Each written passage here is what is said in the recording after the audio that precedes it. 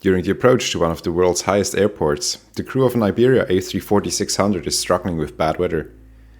Finally, as the crew of Iberia 6463 sees the runway, the captain decides to execute a daring maneuver. However, this goes terribly wrong and the plane touches down very hard. Firmly on the ground, all seems to be well first until the crew attempts to slow down the heavy airliner. But it seems that the A340 just does not want to stop. Today I bring you the story of Iberia 6463. Let's find out what happened. Subscribe so you won't miss any future episodes. Welcome to Airspace.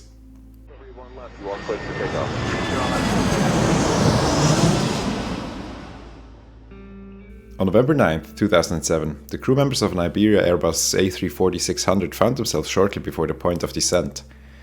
The flight had been uneventful since the departure in Madrid more than 10 hours before. The crew prepared an extensive approach briefing since the airport at Quito, that is the capital of Ecuador, is a very special one that has specific requirements for special crew training due to its difficulty. Let's have a look at what made the old airport at Quito so infamous. The airport was a very special one. It was one of the highest worldwide, situated at an altitude of over 9,200 feet, or 2,800 meters. Yes, I say was, since the airport was decommissioned in 2013 and replaced by a new one, here. There were many reasons for the closure of the old airport, one of them being that the approach was quite difficult. You see, Quito is surrounded by hills, which makes a safe approach more difficult for two reasons. The first is obvious, aircraft simply have to avoid terrain. It's a lot easier to fly an approach in bad weather if you know that there aren't any obstacles around while you find your way through the clouds. The other reason is turbulence and wind shear. As soon as there are hills or other obstacles near an airport, the wind that prevails has to blow over and around them. This creates turbulence or down and up drafts, which can prove dangerous or at least troublesome to airliners. Being situated at an elevation of over 9,000 feet, Quito offers another challenge to pilots. Since at this altitude, the air is less dense than at sea level, approaches have to be flown at a higher speed in order to generate the same amount of lift, like at sea level. Higher speeds also means higher descent rates on final approach. And eventually, a higher descent rate at a higher speed then means that the landing has to be initiated earlier in order to not slam the plane down too hard. And the last challenge that the old Quito airport had to offer was the fact that the instrument landing system was not pointed at the beginning of the runway, but a bit further inward. This is due to the fact that ILS approaches have specific requirements for obstacle clearance. If the ILS was placed here, at the beginning of the runway, some obstacles would infringe with the glide slope. Therefore, it is put here where no obstacles are in the way. However, this shortens the available landing distance on the runway to only 2,610 meters compared to the total 3,120 meters the runway offers. Now let's get back to the three pilots in the cockpit of Iberia 6463. They were very experienced, every one of them having been to Quito more than 6 times. Overall, they had more than 30,000 flight hours under their collective belts. The topics for the discussion on the approach included several points. The weather, which was reported to be quite rainy, with a lot of low-hanging clouds, limited visibility, chances of rain and a slight tailwind, concerned the crew quite a bit. None of them had experienced weather this bad at Quito before. Also, the plane was quite heavy and the braking action on the runway was reported to be only medium. With this information, the first officers calculated the landing distances that were required to stop the large airliner on the runway.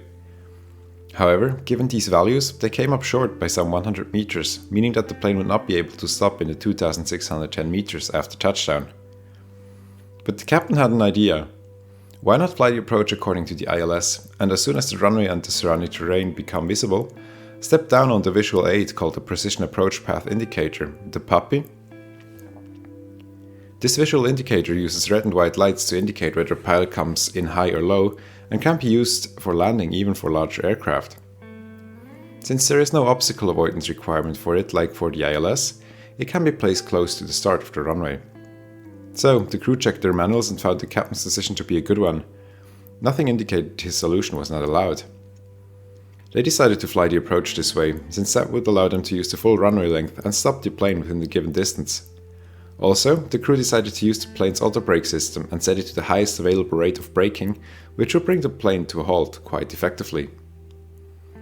Air traffic control cleared the crew for approach and the trio made its way through the clouds in the mountainous terrain. They configured the aircraft for landing and intercepted the final approach path, all while being fully immersed in clouds. The approach chart dictates that the crew must have the runway in sight at 652 feet above the ground. At pretty much precisely that altitude, the pilots finally saw the runway. The captain remarked that he would now lower the nose and intercept the visual glide path below them. However, he hesitated for a few seconds and only started the maneuver with a delay. Now he realized that he needed a rather large rate of descent to manage to intercept the visual glide slope within the short time remaining. This is what he intended to do. And this is what ended up happening. The captain increased the rate of descent greatly, reaching the desired visual glide path at 120 feet above the runway.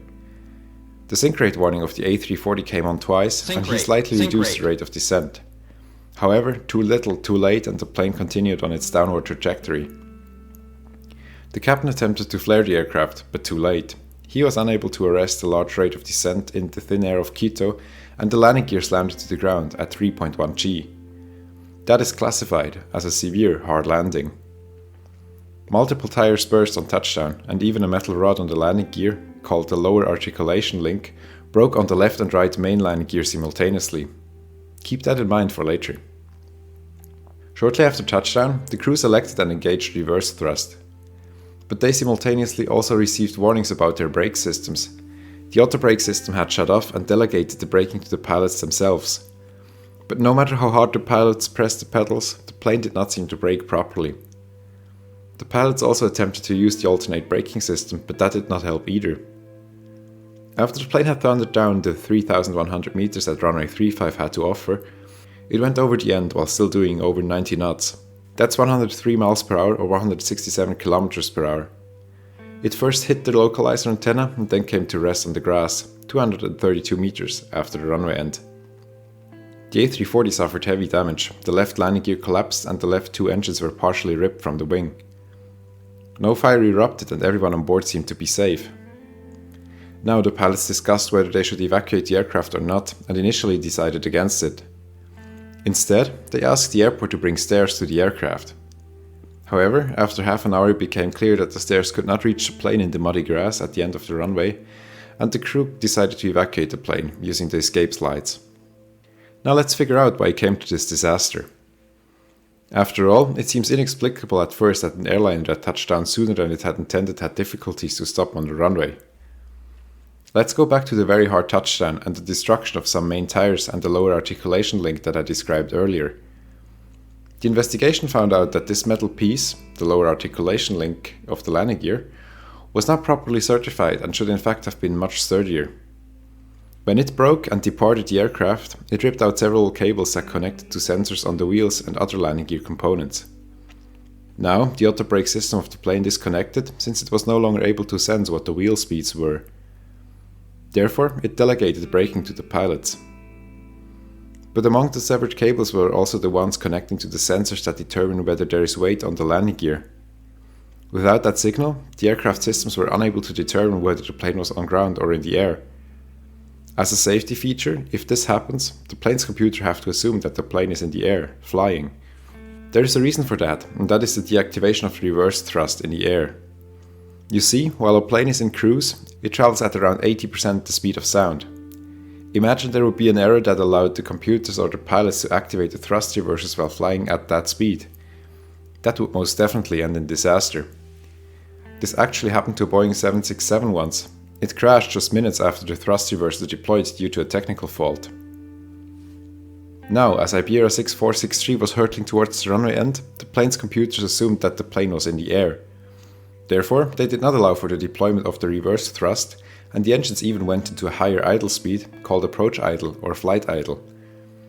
In that crucial moment where reverse thrust would have been much needed, the engines actually provided some forward thrust. Additionally, the first officer inadvertently retracted the flaps by 2 steps during the ground roll, thus reducing the provided drag. Why he did so could not be established. While the plane rushed towards the runway end, the crew attempted several times to switch the braking mode from normal to alternate and back again in an attempt to achieve braking action, but to no avail. The runway was very wet from the rain that had fallen before, rendering the surface slick and slippery. There was also so much water on the runway that the plane likely hydroplaned on the standing water, therefore the braking action that remained was terrible. In the end, the accident's cause was pinned partially to pilot error. Tests showed that it was impossible to achieve a stable approach when trying to attain the lower visual glide path at such a low altitude like the crew of Iberia 6463 found themselves at when they saw the runway. Also, stabilization criteria dictate that an approach should be stabilized at 500 feet above the ground latest. That means that no changes in the airplane's direction of travel should be initiated below that altitude. Instead, the crew should have gone around when they realized that they couldn't make it. Calculations also revealed that after a normal touchdown, 2,984 meters would have been required to stop the aircraft in these bad conditions, so the crew's decision to use the full 3,100 meters of the runway would have been prudent, since the 2,610 meters the ILS approach offers would not have sufficed. However, such a descent to the lower glide path would have had to be completed before 500 feet, not after. The crew would not have been able to do that, since at that time they were not visual with the runway or the puppy lights. The committee that had led the investigation issued several recommendations regarding pilot training to Iberia. Further, they required Messier Doughty, the third-party contractor who supplied the landing gears for the A340, to redesign and recertify the lower articulation links of the aircraft's landing gear so that such a simultaneous fracture should not happen again. The accident aircraft remained in Quito. It was scrapped in May 2008. Thank you very much for watching. I hope you liked this week's video. Make sure to subscribe so you won't miss any future episodes. See you in the next one.